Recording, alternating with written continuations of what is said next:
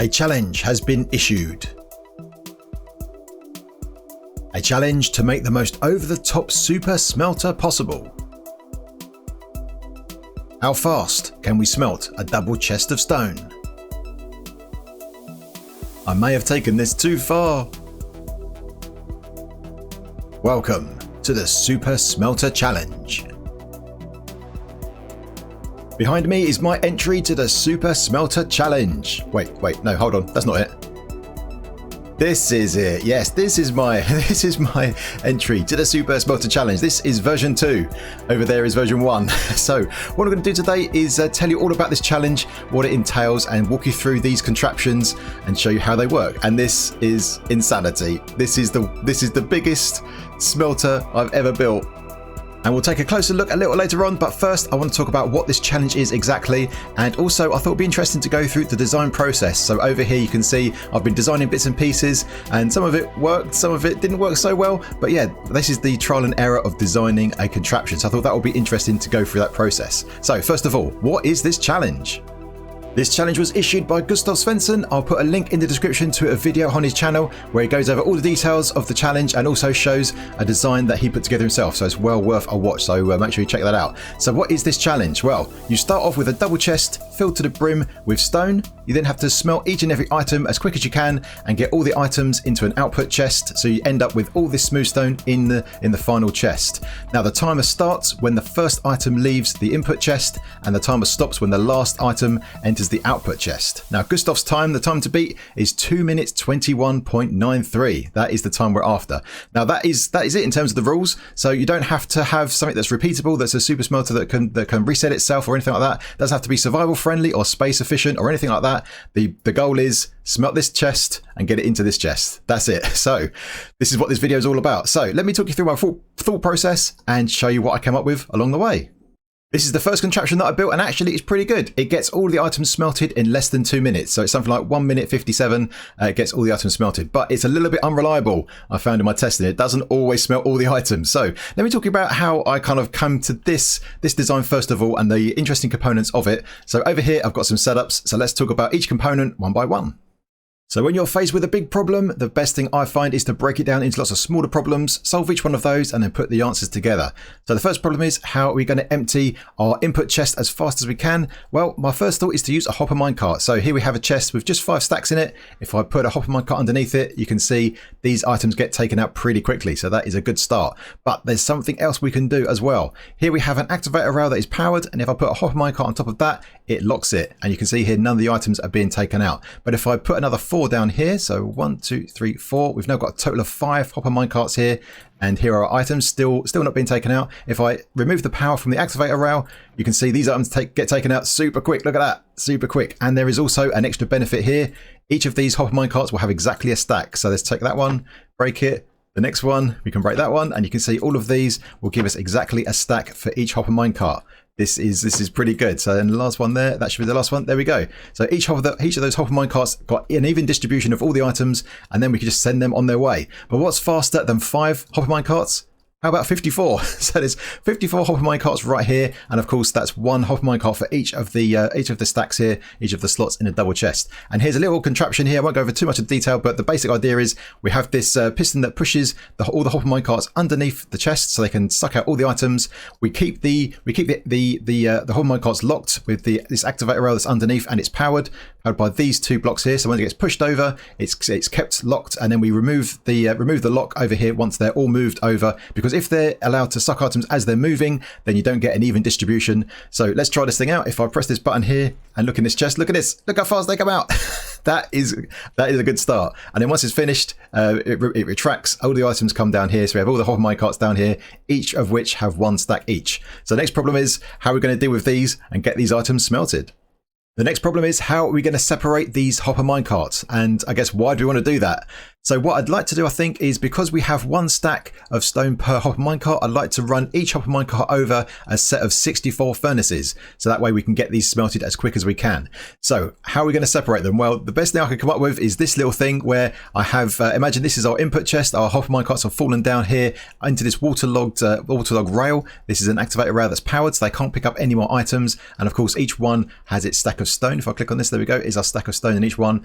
We've got a little contraption here that fires 2 arrows that will break the hopper minecart. All of the items come over here, and then we can dispense a hopper minecart here, pick up all the items. You can see we have our stack of stone plus the minecart and the hopper. We'll talk about that later in a minute, and then we can send that on its way into the first row of furnaces. We can then have a contraption that flicks a lever here to switch the rails. We can then press this button over here again, get the next lot. You can see this, how this repeats. We can dispense another hopper minecart, get that on its way, and because we've flipped the rail, it goes on to the next one, and etc, etc. And this one as well will have one stack of stone and a hopper and a minecart, but of course in any order.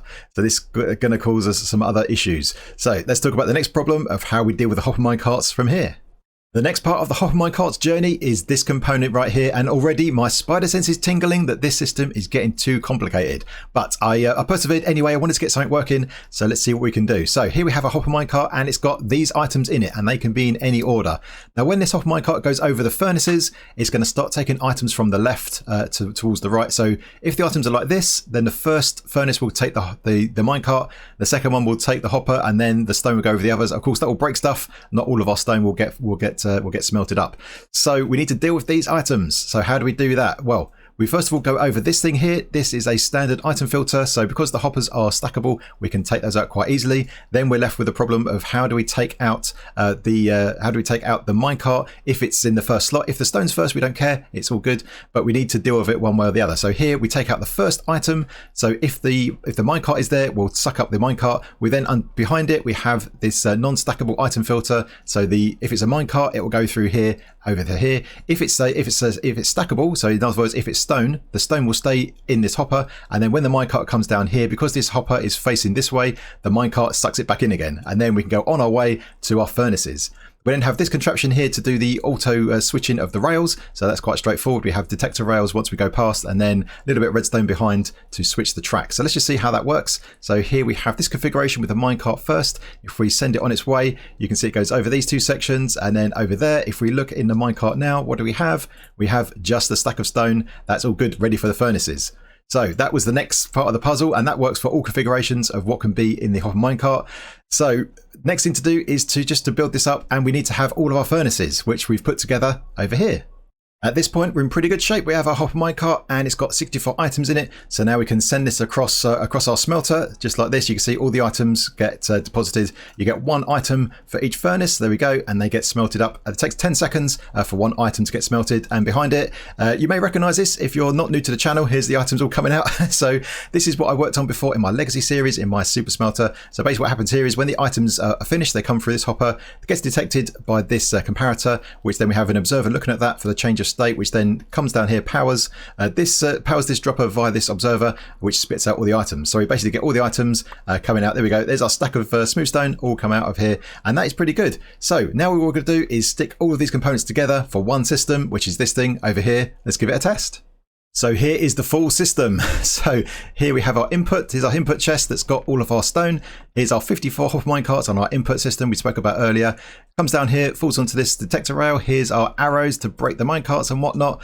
We then have our system over here wired up. We have a clock here to keep firing the arrows as much as we need, and then dispensing the minecarts here at the right timing. We then have our filtering here to filter out the hoppers and the minecarts and whatnot. So once we get to this point, we should have hopper minecarts with just a stack of stone, and then they go over one by one into each of these lanes of furnaces. Now there are 7 lanes in total. You can see 4 over here and 3 over here. And it turns out that once a hopper minecart comes over this section here, the items on the first run have actually stopped smelting, so we can reuse this for the next lot. So minecart number 7 goes over here, and then minecart number 8 is then reset, and it comes back over here. We have a little reset system for the rails. So once we get to this one, we reset all of these pistons that push up and reset all of these switches right here.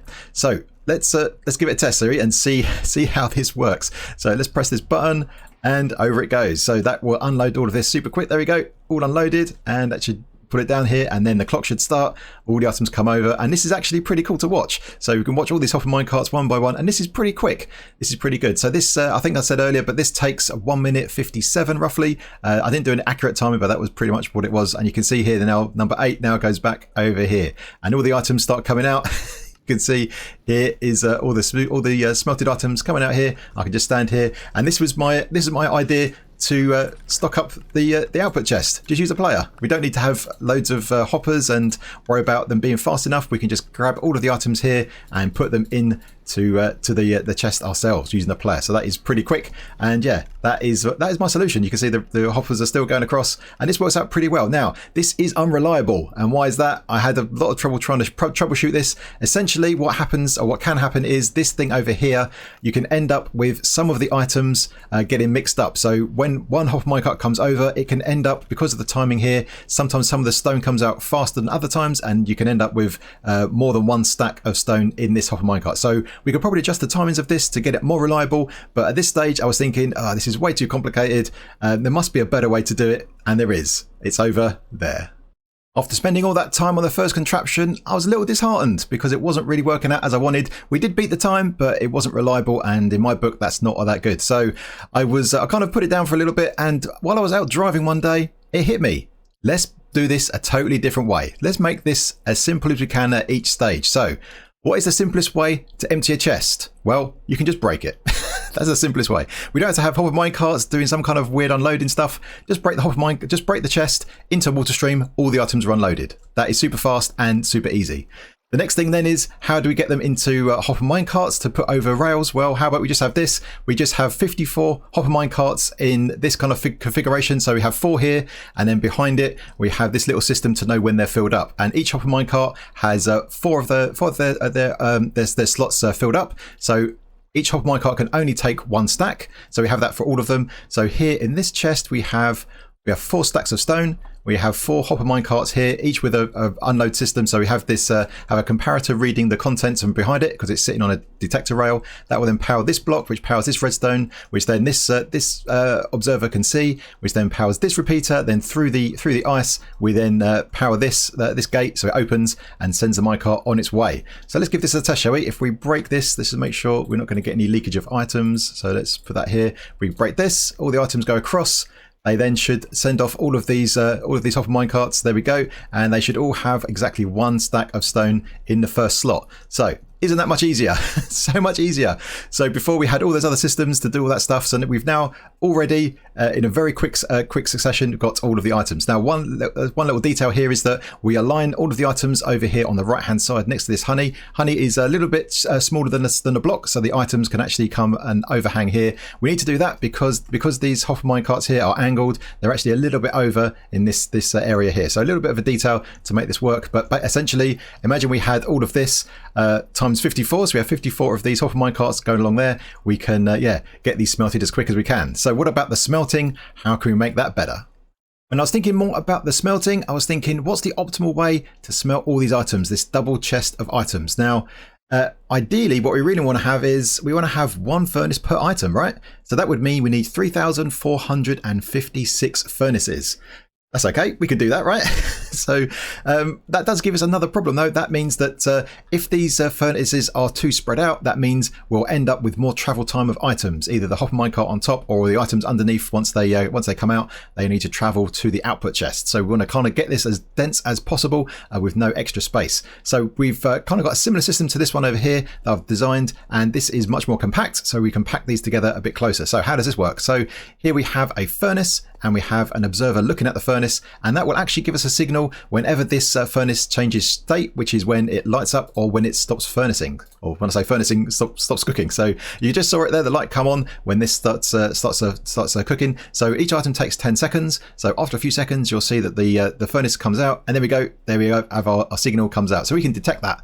So what we'll do here is our item will come into our furnace here. We have an observer here looking at that furnace. We have another observer looking at that observer. So we get the signal down here. That then powers, this observer powers the dropper, which is facing downwards through quasi connectivity. And we have an item here. We have a block here using redstone at the moment, but that is just here to give this an update so it knows, and then it will spit out the item. So let's give this thing a test. If I put one stone block over here. It then goes into our furnace and starts cooking up, and then you'll see shortly after a few seconds we get a signal on the redstone here, and then the item will pop out onto the ice. And of course on the ice we'll have some water to flush it to the player. So there we go. So we've got to pack all those together. So what I've done here is the next step is to plug a whole bunch of those together into one row. So we have 64 furnaces, which I'll show you next. And after plugging them all together to make one row, so this is just one row, we'll have 54 of these all together, and here's a hopper minecart. I actually found in testing a little bit of inconsistencies, and this is probably just a little bit of how the game works. So I basically duplicate what we had over there 64 times, so we have 64 furnaces. So for one hopper, obviously here our hopper minecart has got our stack of stone, and the rest of the slots are filled up. So what I was finding is that if I just build it pretty much as I did over there, not all the items came out, which was a bit of a surprise, and it was very inconsistent. So you might get like maybe 60 of the droppers drop their items, and then the odd one or two here and there just didn't. So I had to do a little bit of jiggery pokery, and this is the best thing I could work out that was actually reliable. What we do now is, instead of detecting each furnace and individually power them, what we do is we look at when the first furnace finishes, and then we look at that through this observer here. We get a bit of a delay here from these two repeaters, which then this observer looks at, and then basically sends the signal all the way along here. And then as it travels this way, we have a bunch of observers facing upwards looking at this, and then they power the dropper with a note block here to give us the update. So the reason we have to have a delay is that once this one finishes, we want to make sure that by the time this observer signal gets to the end, the very last hopper has finished cooking, and this is timed pretty precisely. So as soon as that one finishes, then all of the items then get spat out. The other thing I've changed from the original design over there is that the water is actually flowing in a different direction. So once this furnace will get smelted first, and then the item goes here, and then we send the items this way, because don't forget, when it comes to the timing, we want we want all of the items to get to the player as soon as we can. So when we get to the end here, because this item in this furnace will finish last, we want this one to get to the player as quick as we can. So this one needs to be as near to the player as we can. So if we do it this way around, that also cuts down on some time as well. So we can see this working. If I travel back all the way over here, I have a button I can press to send this off, and we can see it all working. So let's press this. It goes over all of the items. You can see all of the furnaces get lit up, and they all cook in one item each. And if we, in fact, we look over here, we can see that once that first furnace finishes, there we go, get a bit of delay, and then there we go, all the items start coming over, and they all start flowing all together and actually condensing because they all catch up. And then once the last item is smelted, it all comes through here, and then we get our full stack. I should have a full stack. There we go, a full stack of smooth stone all smelted up. So just got to duplicate this 54 times, get our input system set up as well, and then we're ready to rock and roll. Here it is. Here is the big boy. Here is our almost 3,500 furnaces that we're going to use to smelt up this double chest. This is going to be pretty cool. So over here, this is where we start. Over here we have our double chest right here. That's got all the stone in it.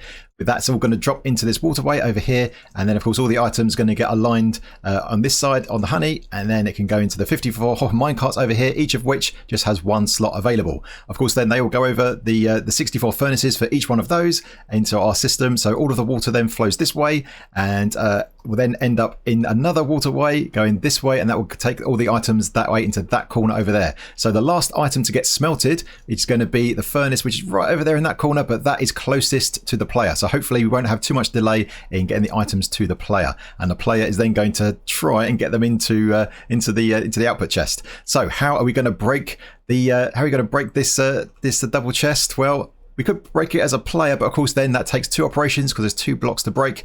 How about we use something better? Let's use a creeper. Why not? We could use TNT as well, but a creeper just works out just as well. Now, what we do need to do is we need to filter out the chest, because there's a chance sometimes when the creeper explodes, it will just destroy the chest, but other times the chest will survive. So we need to deal with those. And what I've done here is I've just added a standard item filter here to pick up the chests. So hopefully that's good enough to pick up the two chests that could be dropped. That should then leave just the stone to go across here and get smelted. So I think we are ready to go, and hopefully we can break this record. So wish me luck. Let's see if we can do it.